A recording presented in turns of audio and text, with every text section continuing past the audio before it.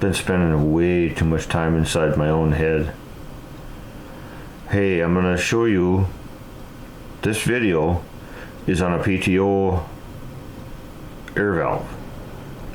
Recorded it last, I don't know. I could look up the date, but I don't care.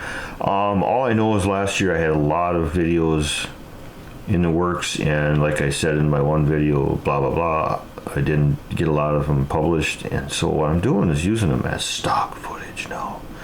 So my hairstyle may be different, yada yada yada. So okay, get to the point, Mike. The air Velvac shifter is what I'm working on. I'll explain it to you, and in the end I will then add some more. So stick around till the end. I'll tell you exactly what happened to the rest of as Paul Harvey would say, and that's the rest of the story. I think that's what he said. Anyways, okay, watch. Hey, what are you doing in here? Get out of my shop. Morning, ladies and girls. Ladies and gentlemen. I needed a win today in the win column. How you doing? Let me give you a little backstory here. It's Saturday, and some guy that I know needed a little help on his truck, log truck. He was in the snow yesterday trying to get his PTO to disengage. So he had to drive 11 miles, which isn't that far, but it took him an hour and a half because it wouldn't disengage. So I was underneath the truck, and right down in yonder there, you can see the PTO shifter, air shift. And he was dinking around and blah blah blah, but he was by himself. Anyways, he ended up driving home, you know, keeping the RPMs low so we don't wreck anything, which is very wise to those who don't know. And up here is where the control valve is mounted for the PTO. So I'm going to show you something. I'll show you something. Besides all the work that's in here. You seen it. Maybe you didn't. So, bear with me. Here's the control valve. Let me set you up here.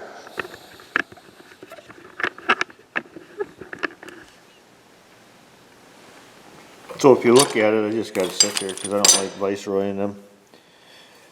There's a schematic right there. Velvac, it's a good brand.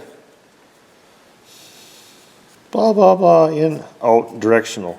There's a spool in here. I took it all apart, thinking this is it, because you could hear it shifting, but the air wasn't coming out the two separate holes. This one feeds it to turn the PTO on. This one feeds it to shut it off. Okay, so this is from the switch in the cab. Supply, when you hit the switch in the cab, it shifts the spool. The air goes to the shifter spool down in the PTO and engages it. This is from tank. So this is the auto return. Plus there's a spring back here. Well, I could feel it moving when we had the truck off and plenty of air. But I just thought, well, Mike, I got to take that apart. Because that's what Mikes do. So I'm going to show you what you can do this on the bench then. Just you need a couple air hoses and some fittings. So anyways, like I said, this one is feeding the PTO down below just to disengage. This one is to engage. So if we take our two airlines, see, you gotta be multi-talented and full of shit. I don't care about swearing anymore. I don't really care. So this will shift the spool, and you'll hear the air coming. You actually hear it shift. This would be the switch in the cab. You can hear it. Oh, let me get a little better. You can feel it shifting. Then the air over here This is constant tank. So this is the one that puts it into disengages. I'm sorry, I said that wrong before. This one disengages the PTO because you got constant tank pressure, air pressure from your truck. So when I apply pressure here, which I'm going to do it differently because I can't tell which hole it's coming out of, is I'm going to apply like pressure on this one. And it's exhausting. It's not coming out there.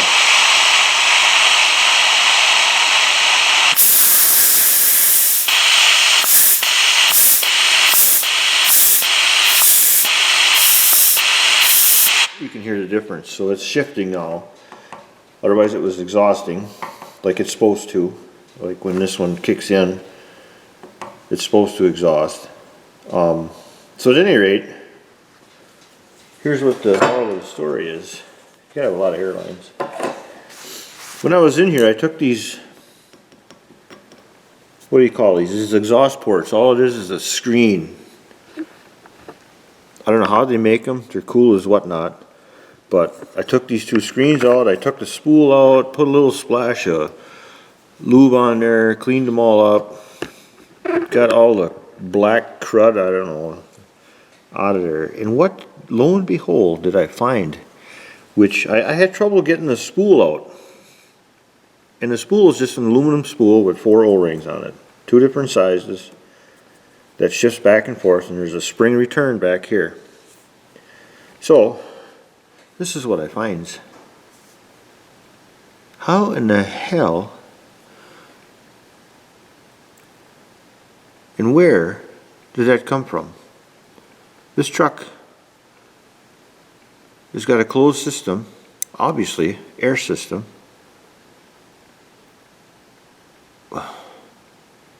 Where did that little piece of goodness come from?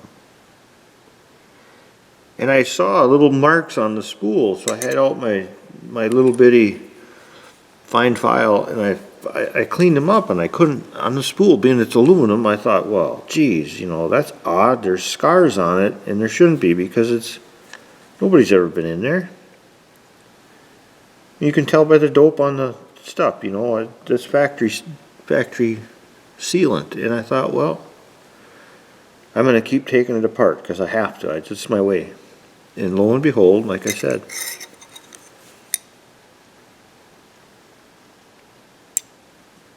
where did that come from? Almost looks like a piece of a snap ring. Maybe it comes from the valve in the cab. The switch, which is an air-operated switch. This is non-electrical. But how does a piece of iron get into an air system? You know, I just don't. But anyways, it's neither here nor there. It's done. I get to put it back on and test it now. So I just thought I'd make a little short video on PTO air valves, something like that. So you guys have a great day, and I'm gonna go prove this out and get this truck parked back outside for him to go get some more logs out of the woods. Thanks for watching. Have a great day, and we'll see you later. See you. Bye. Okay, if you made it this far, here's the scoop. That piece that I found in that was actually the snap ring from the piston down on the actuator on the PTO itself. And wouldn't you know it, I ended up, how did I get that one? That was during, yeah, now it's coming back. That was during the COVID crisis. We couldn't get any parts out of the manufacturer. So anyways, I ended up talking to somebody, maybe it was Uncle Tony or somebody. No. It was a good guy over there. Shout out to Truck City, I think it was, over in Green Bay. I talked to an old timer who had a good source, and he says, call this guy, he's down in Chicago. And I thought, well, he must be hooked up with the mafia or something. Anyways, I called that guy, and he called me back, and he says, yep, he says, I got one. There's one available on the East Coast. It was sitting in somebody's inventory. And mind you, this truck isn't, what, 5 years old now? I said, yeah, we quit making those, and they changed it, whatever, and they couldn't. Anyways, I got it shipped in, and where that little piece was from, when the air hits that and shoves the piston in to engage the PTO gear, that snap ring must come. Did you hear that? Come back so hard that it actually broke the snap ring into little pieces, and them little pieces got into the air system. Because it wasn't long after this video when I did it, maybe it was a week or two, where he had the same problem. We found more garbage in that air valve, and that's when we went and pulled apart the PTO. So that's the lesson to be learned, I guess, is that stuff had to come from somewhere, because it was an air system. And the only place it technically could have came from was the PTO. So Mike should have got on the creeper and went down there and pulled that apart, and we would have cured it all at once. But regardless, it is what it is. So hey, thanks for watching, guys. Subscribe to my channel, I appreciate it. Give me a thumbs up, howdy doody, comment down below in the section there, because it all matters, I guess, I'm told. And have a great day. See you, bye.